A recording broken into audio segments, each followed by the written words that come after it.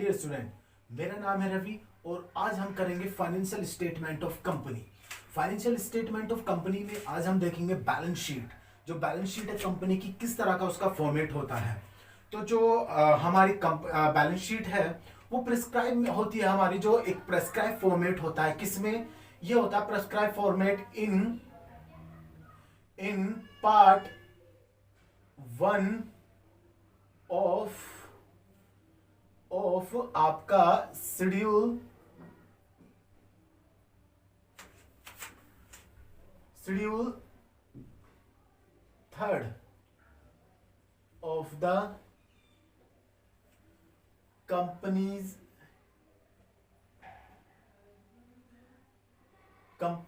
Act 2013 में इसको prescribe किया गया है। जो हमारा कंपनी बैलेंस शीट का फॉर्मेट है उसको प्रेस्क्राइब किया गया है।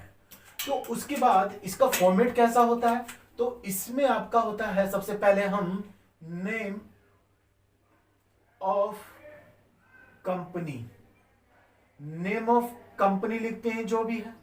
उसके बाद बैलेंस शीट बना रहे हैं हम, तो बैलेंस शीट लिखेंगे।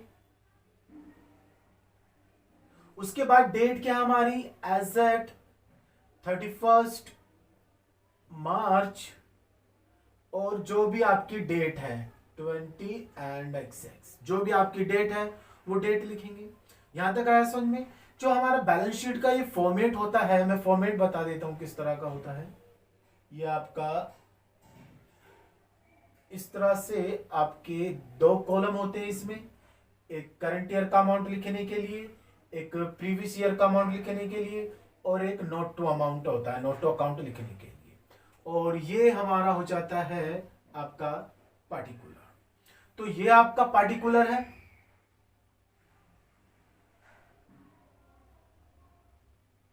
और ये आपका नोट नंबर लिखेंगे हम इसमें। और ये आपका करंट ईयर का जो अमाउंट बैलेंस होएगा एसेट्स एंड लायबिलिटी का, उसको लिखेंगे यहां पे हम। और यहां पे हम प्रीवियस ईयर के जो बैलेंस होएगा हमारा, प्रीवियस ईयर के बैलेंस एसेट्स एंड लायबिलिटी का, उसको हम यहां लिखेंगे। ये आपका प्रेस्क्राइब फॉर्मेट होता है। किसमें बताया गया? Part 1 of schedule 3 of the companies act 2013 में बताया गया ये फॉर्मेट। अब इस फॉर्मेट में सबसे पहले हम डिस्कस कर, इसमें होता है आपका पहला पार्ट जो होता है इक्विटी एंड लायबिलिटीज।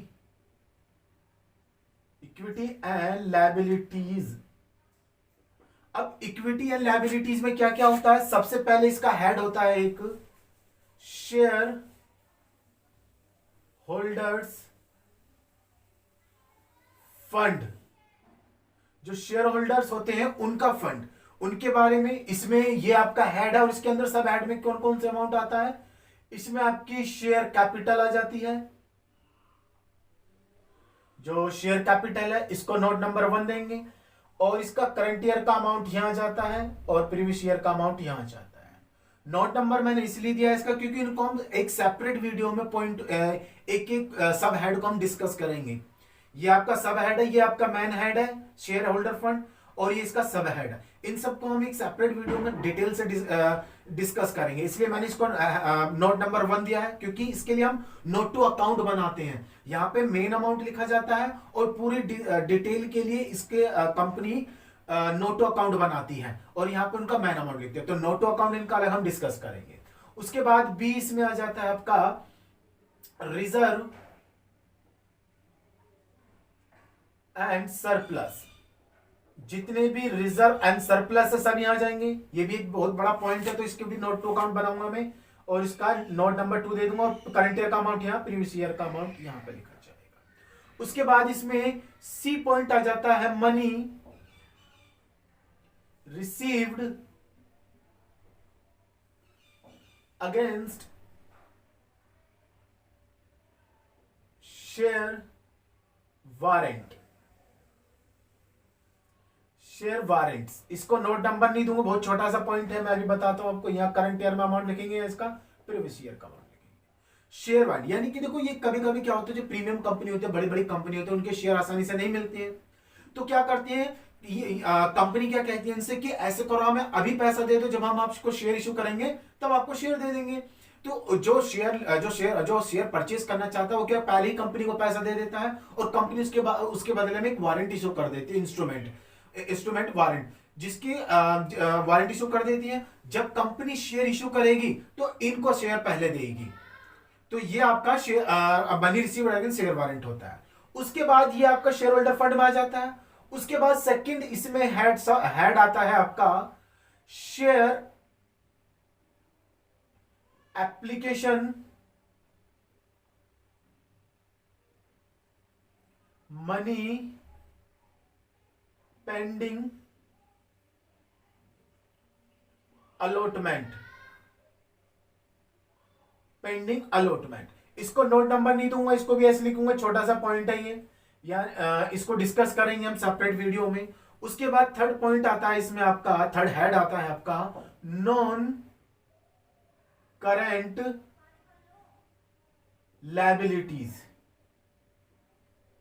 जो नॉन करंट लायबिलिटीज है वो सब यहां पे आएंगी। अब नॉन करंट लायबिलिटीज कौन कौन सी होती है, ये आपका हेड है, इसमें सब हेड आ जाते हैं। कौन कौन से, आपका लॉन्ग टर्म बोरोइंग, अगर कंपनी ने लॉन्ग टर्म बोरोइंग कर रखी है तो वो यहां पे आ जाएगी।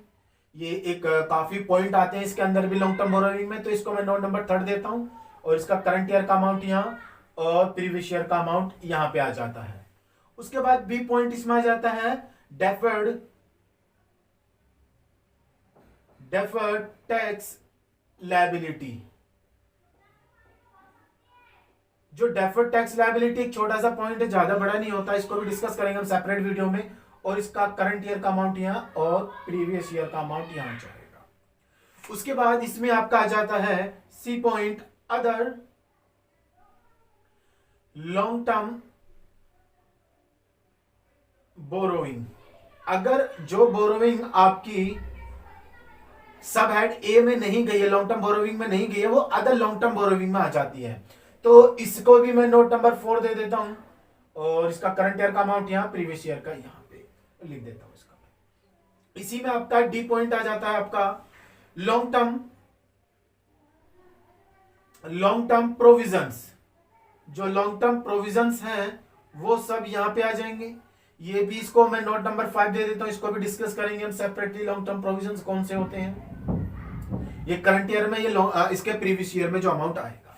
तो ये हो गया आपका जो हेड है आपका नॉन करंट लायबिलिटीज में।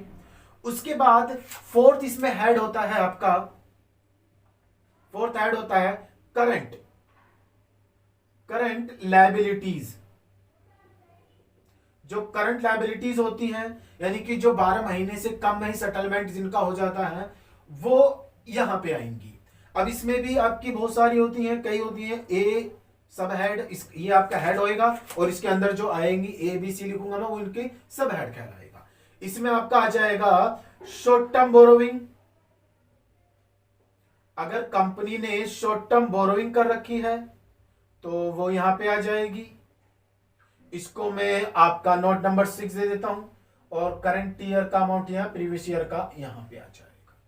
इसको अलग डिस्कस करेंगे। जितने भी नोट नंबर मैं लिख रहा हूं इन सबको हम सेपरेट वीडियो में डिस्कस करेंगे। यहाँ पे आपको मैं फॉर्मेट बता रहा हूं पूरा बैलेंस शीट का, उसके हेड बता रहा हूं, सब हेड कौन कौन से होते हैं उसके वो बता रहा हूं, और इनको डिटेल में डिस्कस करेंगे हम सेपरेट वीडियो में। ओके, उसके बाद इसका सी पॉइंट इसमें आ जाता है आपका ट्रेड पेबल। जो ट्रेड पेबल होते हैं, इसको नोट नंबर नहीं दूंगा मैं, ये आपका सिंपली हो जाता है ऐसे ही। इसको प्लस करंट ईयर का, यहाँ पे आपका प्रीवियस ईयर का। ट्रेड रिसीवेबल होते हैं आपके debt creditors and bills payable जो होते हैं। इसी में फिर आपका आ जाता है ए बी था ये, और सी पॉइंट आपका, सी पॉइंट में आपका आ जाता है अगर आपने short term borrowing and trade receivable and आपका अदर करंट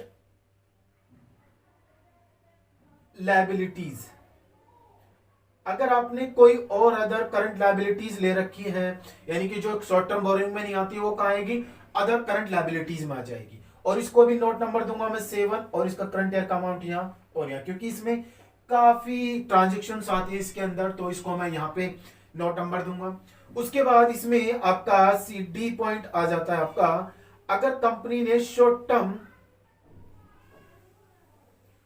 प्रोविजंस कर रखे हैं, अगर कंपनी ने शॉर्ट टर्म प्रोविजंस कर रखे हैं तो सब यहां पे आ जाएंगे, तो इसको नोट नंबर 8 दूंगा। काफी सारे प्रोविजंस होते हैं शॉर्ट टर्म, और इसका करंट ईयर का बैलेंस यहाँ, प्रीवियस ईयर का बैलेंस यहाँ पे आ जाएगा।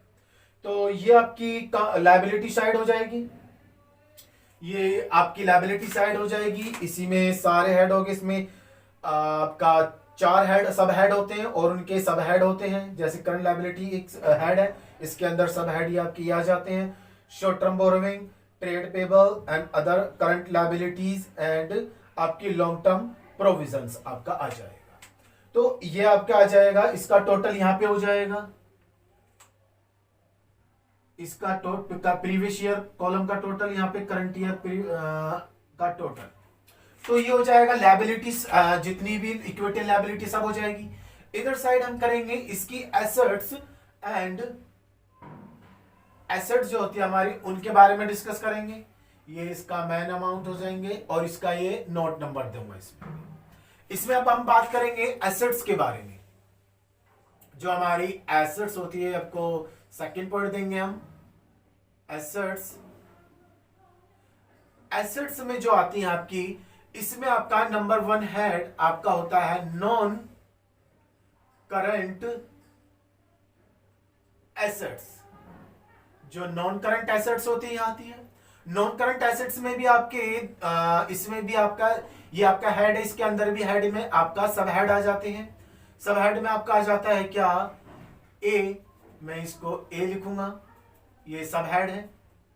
तो ए इसमें आ जाता है फिक्स्ड एसेट्स। जो फिक्स्ड एसेट्स है वो आ जाएंगी इसके अंदर, पहली सब हेड। और फिक्स्ड एसेट्स के अंदर भी हमारी काफी सारी एसेट्स आ जाती हैं, जैसे कि टेंजिबल एसेट्स, टेंजिबल एसेट्स इसको नोट नंबर दूंगा मैं 9। इसका करंट ईयर का अमाउंट एंड प्रीवियस का यहां पे आ जाएगा। टेंजिबल एसेट जिनका फिजिकल एग्जिस्टेंस है, जिनको हम देख सकते हैं, छू सकते हैं, जिनका फिजिकल एग्जिस्टेंस होता है। एंड सेकंड आपकी होती है इंटेंजिबल एसेट्स। इंटेंजिबल एसेट्स इसको नोट नंबर 10 दूंगा। काफी इसमें ट्रांजेक्शन्स आती हैं। इंटेंजिबल है जिनका फिजिकल एग्जिस्टेंस नहीं होता है। और इसमें आपकी थर्ड हो जाती है कौन सी, capital work in progress, short में लिख देता हूं मैं प्रोग्रेस। और ये इसको नोट नंबर नहीं देंगे, छोटा सा पॉइंट है, मैं अभी बता देता हूं आपको। जो हमारी टेंजिबल एसेट्स है, अभी काम जिस पे चल रहा है, जो टेंजिबल एसेट्स है लाइक अ बिल्डिंग अभी हमारी कंस्ट्रक्शन चल रहा है, बनी नहीं है, तो वो वर्क इन प्रोग्रेस में शो होगी। ऐसे ही आपका फोर्थ पॉइंट आ जाता है आपका इंटेंजिबल एसेट्स,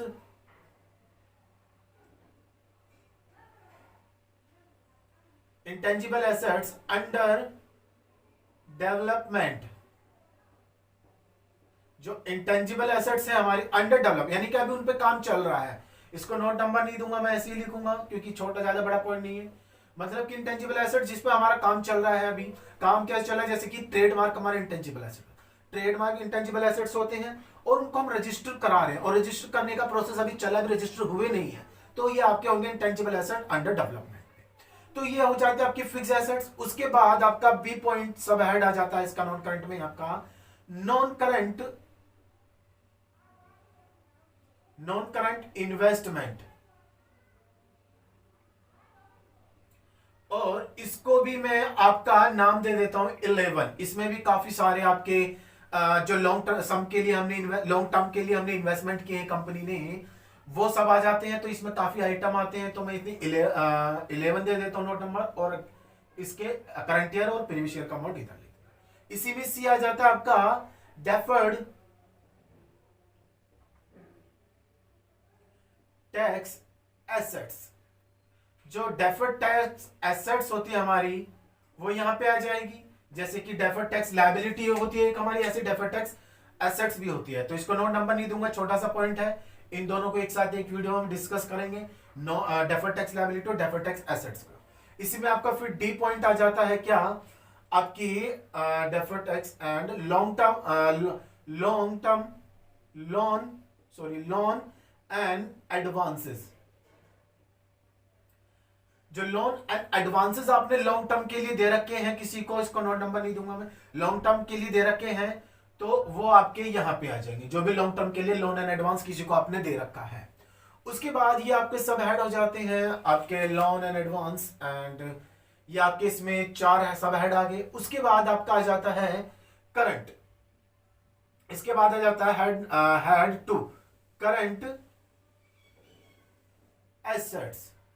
अब करंट एसेट्स में कौन कौन सी आ जाती हैं आपकी, इसके ये सब हेड है, सॉरी हेड है, और इसके सब हेड में आ जाता है आपका आपके short term investment, company short term investment भी कर सकती है, लॉन्ग टर्म कर सकते हो, जो शॉर्ट टर्म भी कर सकती है। इसको नोट नंबर नहीं दूंगा मैं, यहां पे इसका करंट नाम आ जाएगा और यहां पे इसका प्रीवियस अमाउंट आ जाएगा, क्योंकि बहुत छोटा पॉइंट है। एंड बी पॉइंट, देखो लोन एंड एडवांस लॉन्ग समय के लिए किसी को दिया तो शॉर्ट टर्म के लिए भी दे सकती है, लोन एंड एडवांस अगर शॉर्ट टर्म के लिए दिया तो वो यहां पे आ जाएगा। उसके बाद सी पॉइंट, इसमें आपके ट्रेड रिसीवेबल यहीं पे आ जाएंगे। ट्रेड रिसीवेबल से मतलब है डेटर्स एंड बिल्स पेबल, इसको नोट नंबर नहीं दूंगा, ज्यादा बड़ा पॉइंट नहीं होता है ये। एंड यहां पे आपका प्लस में करंट ईयर में और ये प्रीवियस ईयर में। इसी में आपका डी पॉइंट आ जाता है आपका इन्वेंट्रीज, जो स्टॉक होता है हमारा रॉ मटेरियल वगैरह फिनिश गुड्स का, वो यहाँ पे आ जाता है। इसको भी नोट नंबर नहीं दूंगा, ज्यादा बड़ा पॉइंट नहीं होता है, नॉर्मली मैं आपको बताऊंगा इसको सभी। एंड इसका अमाउंट यहाँ पे आ जाएगा और इसका अमाउंट प्रीवियस में यहाँ जाएगा। एंड आपका ई अमाउंट यहाँ पे आपका आ जाएगा आपकी और बाकी आपका जो कैश एंड कैश इक्विवेलेंट, जो कैश फ्लो स्टेटमेंट आपने बनाया था,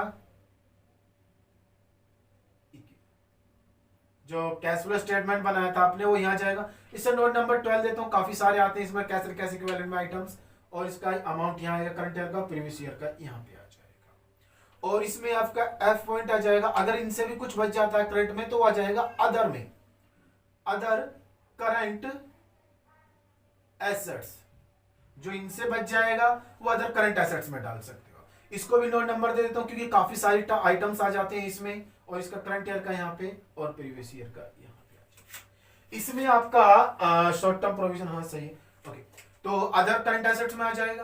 तो ये आपका एसेट साइड हो जाएगी। इसका टोटल कर लेंगे हम यहाँ पे,